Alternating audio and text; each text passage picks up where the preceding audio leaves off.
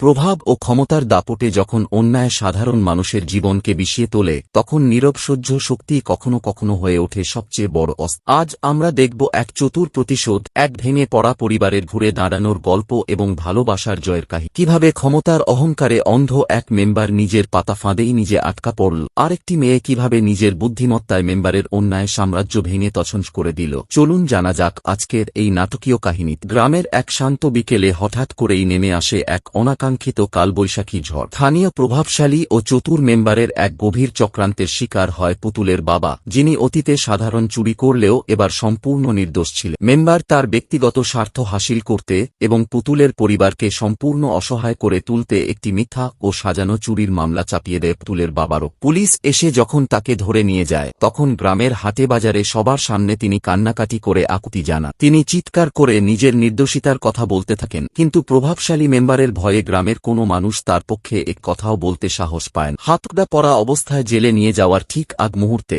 পুতুলের অসুস্থ বাবা হানিফকে কাছে ডেকে নেন। হানিফের হাত দুটো শক্ত করে ধরে তিনি তার একমাত্র মেয়ে পুতুলের সমস্ত দায়িত্ব ও অভিভাবকত্ব হানিফের ওপর সঁপে দিয়ে যান। বাবার এভাবে আচমকা চোখের সামনে থেকে গ্রেপ্তার হয়ে যাওয়া এবং চিরতরে হারিয়ে যাওয়ার ভয়ে পুতুল মানসিকভাবে পুরোপুরি ভেঙে পড়ে। সে কেঁদে আকুল হয়, কিন্তু চারপাশের নিষ্ঠুর সমাজ তাকে কোনো সান্ত্বনা দিতে পারে না। অন্যদিকে দুর্নীতিবাজ মেম্বার এই চরম সুযোগটাকেই কাজে লাগানোর ছক কষতে শুরু করে। পুতুলকে একাকী ও অসহায় পেয়ে সে তার বিশ্বস্ত চামচা গোল্লাকে নির্দেশ দেয় পুতুলের ওপর নানাভাবে সামাজিক ও মানসিক চাপ সৃষ্টি করতে। গোল্লা ও তার সহযোগীরা পুতুলের বাড়িতে গিয়ে হুমকি-ধামকি দিতে থাকে, যাতে বাধ্য হয়ে পুতুল মেম্বারের অনৈতিক প্রস্তাবে রাজি হয় এবং তাকে বিয়ে করতে সম্মত হয়। কিন্তু এই চরম বিপদের দিনে ছায়ার মতো পুতুলের পাশে এসে দাঁড়ায় হানিফ। সে পুতুলকে বারবার সান্ত্বনা দেয়, সাহস যোগায়, তার ঘরের জন্য বাজারঘাট করে নিয়ে আসে। শুধু তাই নয়, পুতুলের বাবাকে আইনি লড়াইয়ের মাধ্যমে জেল থেকে জামিনে বের করে আনার জন্য ভালো উকিল ধরার চেষ্টা করতে থাকে এবং নিজের জমানো সমস্ত টাকা দিয়ে পাশে থাকার দৃঢ় বিশ্বাস ও আশ্বাস দেয়। মেম্বার যখন দেখল কেবল ভয় দেখিয়ে পুতুলকে কাবু করা যাচ্ছে না, তখন সে আরও নীচ মানসিকতার পরিচয় দেয়। পুতুলকে মানসিকভাবে পিষে ফেলার জন্য সে এবার ধর্মের দোহাই ও সামাজিক চাপকে হাতিয়ার হিসেবে ব্যবহার করে। সে গ্রামের সম্মানিত ইমাম সাহেব এবং বেশ কিছু প্রভাবশালী গ্রামবাসীকে ডেকে একত্র করে পুতুলের বাড়ির সামনে নিয়ে আসে। হানিফ যেহেতু পুতুলের বিপদে তার বাড়িতেই অবস্থান করছিল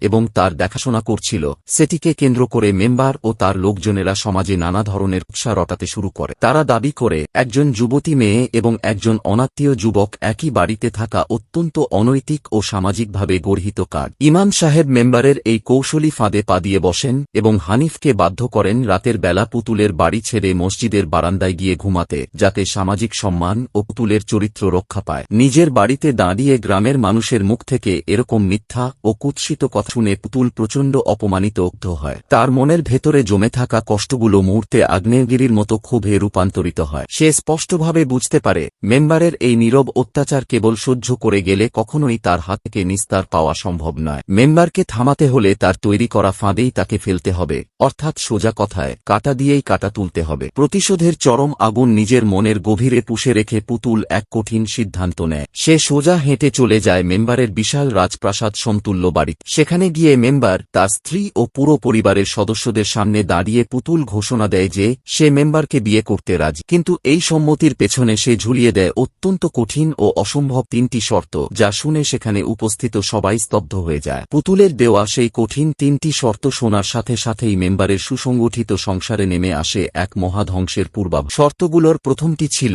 মেম্বারের নামে থাকা তার বিশাল ও দামি বস্ত্রবাড়িটি অবিলম্বে পুতুলের নামে লিখে দলিল করে দিতে হবে। দ্বিতীয় শর্ত, মেম্বারের বর্তমান স্ত্রীকে আনুষ্ঠানিকভাবে তালাক দিয়ে এই বাড়ি থেকে চিরতরে বের করে দিতে হবে। এবং তৃতীয় শর্ত, চক্রান্ত করে জেলে পাঠানো পুতুলের বাবাকে যেকোনো মূল্যে নিজ খরচে জামিনে মুক্ত করে এনে পুতুলের কোলে ফিরিয়ে দিতে হবে। পুতুলের রূপ ও তাকে পাওয়ার অন্ধ কামনায় বুঁদ হয়ে থাকা মেম্বার পুতুলের এই শর্তগুলো শুনে এতটুকুও ইতস্ত করে না। কামনার মোহে আচ্ছন্ন হয়ে সে তার দীর্ঘ 15 বছরের যৌথ সংসার, স্ত্রীর ত্যাগ এবং ছোট ছোট সন্তানদের আকুতির কথা বেমালুম ভুলে যায়। মেম্বার তৎক্ষণাৎ তার নিরপরাধ স্ত্রীকে অত্যন্ত কটু ভাষায় অপমান করতে শুরু করে এবং তাকে বাড়ি থেকে বের করে দেওয়ার ভয়াবহ হুমকি দেয়। একই সাথে সে পুতুলের দেওয়া শর্ত মেনে নিয়ে জমিজমা পুতুলের নামে রেজিস্ট্রি করে দেওয়ার এবং চুরির মামলা তুলে নিয়ে পুতুলের বাবাকে জেল থেকে মুক্ত করার আইনি প্রক্রিয়া শুরু করে দেয়। মেম্বারের স্ত্রী আয়েশা নিজের চোখের সামনে দীর্ঘদিনের সংসার ভেঙে চুরমার হয়ে যেতে দেখে সম্পূর্ণ দিশেহারা হয়ে পড়ে। সে কোনো উপায় না পেয়ে অত্যন্ত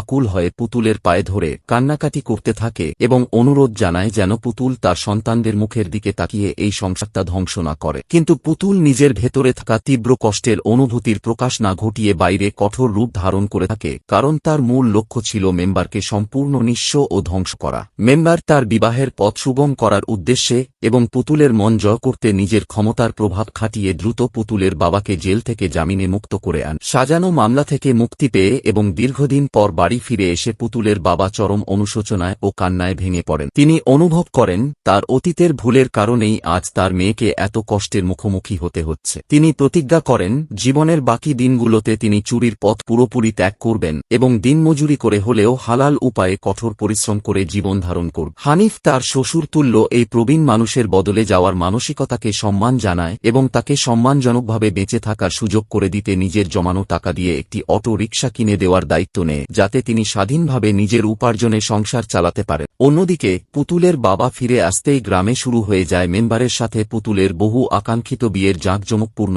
মেম্বার যেন আকাশে ডানা মেলে উঠছিল। সে কোটি টাকার অহংকার আর অহমিকা নিয়ে নিজেকে ২০ বছরের যুবক মনে করে নতুন বরের সাজে সজ্জিত হয়ে বিয়ের আসরের উদ্দেশ্যে রওনা হয়। মেম্বারের নির্দেশে পুতুলের পুরো বাড়ি রঙিন আলোর রোশনাই এবং নানা রঙের ফুল দিয়ে অপরূপ সাজে সাজানো হয়। গ্রামের মানুষও মেম্বারের এই রাজকীয় আয়োজন দেখে বাকরুদ্ধ হয়ে পড়ে। তবে বাহ্যিক এই আলো ঝলমলে আয়োজনের পর্দার আড়ালে পুতুল এবং মেম্বারের নির্যাতিত স্ত্রী আয়েশা গোপন আঁতাত করে তৈরি করেছিল মেম্বারের পতনের এক মারাত্মক ও চূড়ান্ত রূপরেখ। বিয়ের শুভ মুহূর্ত ঘনিয়ে এলে কাজী সাহেব মেম্বারকে নিয়ে বিয়ের আসরে বসেন এবং গয়না ও দামি শাড়িতে আবৃত পুতুলের কাছ থেকে বিয়ের সম্মতি বা কবুল নেওয়ার জন্য মেয়েদের কামরায় প্রবেশ করেন। ঠিক সেই মুহূর্তেই পুতুল তার পূর্বপরিকল্পিত চালটি চালে। কাজী সাহেব প্রশ্ন করতেই পুতুল হঠাৎ মাথা ঘুরে পড়ে যাওয়ার ভান করে নাটকীয়ভাবে জ্ঞান হারানোর অভিনয় শুরু করে। বাড়িতে হুডোহুডি পড়ে যায়, সবাই মাথায় পানি দিতে থাকে এবং এভাবে পুতুল বিয়ের আনুষ্ঠানিকতা সম্পন্ন না করে বেশ কিছুটা সময় যাপন করতে থাকে। ঠিক এই নাটকীয় পরিস্থিতিতে গ্রামের মানুষকে অবাক করে দিয়ে একটি পুলিশের গাড়ি সাইরেন বাজিয়ে সোজা বিয়ের আসরে এসে থামে। বিয়ের পোশাকে সজ্জিত মেম্বার প্রথমে ভেবেছিল হয়তো আশপাশের কোনো মামলার আসামিকে গ্রেপ্তার করতে পুলিশ মেম্বারের সাহায্য নিতে এসে। সে অত্যন্ত দম্ভের সাথে এগিয়ে গিয়ে দারোগাকে অভিবাদন জানায়, কিন্তু দারোগা সাহেব গম্ভীর মুখে মেম্বারের ভুল ভেঙে দিয়ে জানান তারা কোনো আসামির খোঁজে আসেননি, বরং মেম্বারকে গ্রেপ্তার করতেই এসেছে। দারোগা জানান মেম্বারের বিরুদ্ধে যৌতুক দাবি, শারীরিক নির্যাতন এবং স্ত্রীকে অবৈধভাবে গৃহীণ করার গুরুতর ধারায় মামলা দায়ের করা হয়েছে। আর এই মামলার বাদী অন্য কেউ নয়, তার নিজের স্ত্রী আয়েশা। পুলিশের কথা শুনে মেম্বারের চোখ কপালে ওঠে। সে চিৎকার করে ষড়যন্ত্রের দোহাই দিতে থাকে, কিন্তু পুলিশ কোনো কথা না শুনে বিয়ের আশ থেকেই মেম্বারের দুই হাতে ধাতব হাতকড়া পরিয়ে দেয় এবং উপস্থিত গ্রামবাসীদের সামনে তাকে টেনে হিঁচড়ে গাড়িতে তুলে নিয়ে যায়। মেম্বার গ্রেপ্তার হয়ে অপমানিত অবস্থায় চলে যাওয়ার পর বিয়ের আসরের থমথমে পরিবেশে পুতুল তার অসাধারণ বুদ্ধিমত্তা ও মহৎ হৃদয়ের পরিচয় দেয়। সে মেম্বারের কাছ থেকে লিখে নেওয়া তার সেই বিশাল বাড়ি ও জমির আইনি দলিলটি বের করে আয়েশা এবং তার অসহায় সন্তানদের তুলে দেয়। পুতুল অত্যন্ত শান্ত কণ্ঠে বলে, এই সম্পদ মেম্বারের স্ত্রী ও সন্তানদের কষ্টার্জিত অধিকার, যা সে কেবল তাদের রক্ষা করতেই কৌশল হিসেবে নিজের নামে করে নিয়ে। পুতুলের এই অসামান্য ত্যাগ ও বুদ্ধিমত্তা দেখে আয়েশা সহ পুরো গ্রামের মানুষ শ্রদ্ধায় নত হয়। পরিশেষে অন্যায়কারী মেম্বার তার অহংকার ও কামনার উপযুক্ত শাস্তি পায়, সমাজে শান্তি ফিরে আসে এবং জেল ফেরত বাবার সম্মান ও আনন্দাশ্রুপূর্ণ সম্মতিতে হানিফ ও পুতুলের পবিত্র ভালোবাসার শুভ